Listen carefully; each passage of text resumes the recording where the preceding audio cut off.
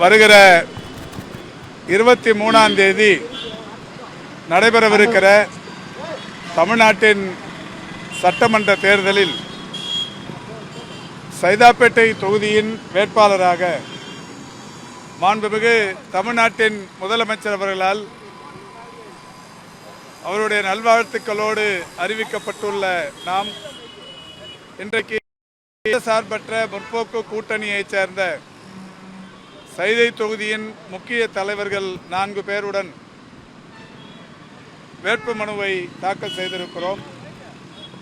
வேட்புமனு தாக்கல் செய்வதற்கு தேர்தல் ஆணையம் 30லிருந்து 6 என்று அறிவிக்கப்பட்டிருந்தாலும் இந்த 7 நாட்களில் 4 நாட்கள் மட்டுமே வேட்புமனு தாக்கல் செய்ய இயலும் என்கின்ற வகையில் அறிவிப்பு வெளியாக இருக்கிறது.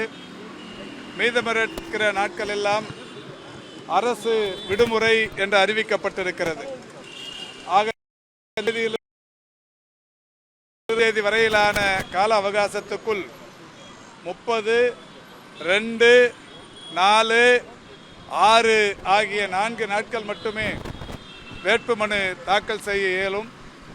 அந்த வகையில் மாண்புமிகு தமிழ்நாட்டின் முதலமைச்சருடைய அறிவார்ந்த ஆலோசனைகளின்படியும் அவருடைய நல்வாழ்த்துக்கள் இன்றைக்கு சைதாப்பேட்டையில் 3 மணி வரையில் இந்த வேட்புமனு தாக்கல் செய்யும் பணி நடைபெறவிருக்கிறது. இதில் முதல் வேட்புமனுவாக திமுக கழகத்தின் சார்பில் மத சார்பற்ற முற்போக்கு கூட்டணியின் வேட்பாளராக வேட்புமனுவை தாக்கல் செய்திருக்கிறோம்.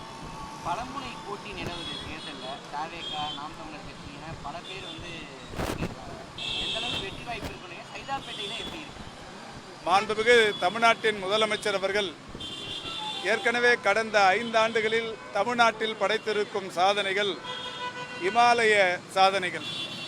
இந்த சாதனைகளை இந்தியாவில் இருக்கிற பல்வேறு மாநிலங்களும் உலகின் பல்வேறு நாடுகளும் கூட கடைபிடிக்க தொடங்கி இருக்கிறது. அந்த அளவுக்கான சாதனைகள் படைக்கப்பட்டு ஒட்டுமொத்த மக்களுக்குமான நல்ல அரசாக இந்த அரசு கடந்த 5 ஆண்டுகள் செயல்பட்டு இருக்கிறது.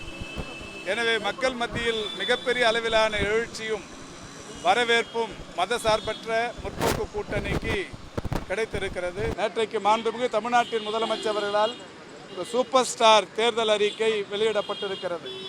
ஒவ்வொரு தேர்தலும் நம்முடைய தமிழ்நாட்டின் முதலமைச்சர் வரை தேர்தலின் கதாநாயகன் என்று வர்ணிக்கப்படுகிற அளவுக்கு இந்த மேனிஃபெஸ்டோ தேர்தல் அறிக்கை இருக்கும். ஆனால் இந்த தேர்தல் அறிக்கையை பொறுத்தவரை இந்த தேர்தலின் சூப்பர் ஸ்டார் என்று சொல்லும் அளவுக்கு தேர்தல் அறிக்கை வெளியிடப்பட்டிருக்கிறது. குறிப்பாகவும் சிறப்பாகவும் இன்றைக்கு மாதந்தோறும் 1000 ரூபாய் பெறுபவர்களுக்கு, உரிமை தொகை பெறுபவர்களுக்கு 2000 ரூபாய் என்றும், தமிழ் புதல்வன், புதுமை பெண் ஆகிய திட்டங்களின் வாயிலாக 1000 பெறுகிற மாணவர்களுக்கு 1500 என்றும், மாற்றுத்திறனாளிகளுக்கு 2500 என்றும், இதுவரை காலை உணவு திட்டத்தால் தொடக்கப்பள்ளி மாணவர்கள் மட்டுமே 21 லட்சம் மாணவர்கள் பயன்பெற்று கொண்டிருந்தார்கள். இப்பொழுது நடுநிலைப்பள்ளி மாணவர்கள் வரை அது பயன்படலாம் என்று அறிவித்ததற்கு பிறகு இன்னமும் ஒரு 15 லட்சம் மாணவர்கள் அதன் மூலம் பயன்பெறவிருக்கிறார்கள். 35 லட்சம் மாணவ மாணவியர்களுக்கு மடிக்கணினிகள் வழங்கப்படவிருக்கிறது. இப்படி ஏராளமான திட்டங்கள், எல்லா திட்டங்களுக்கும் சிகரம் வைத்தாற்போல் இல்லத்தரசி என்கின்ற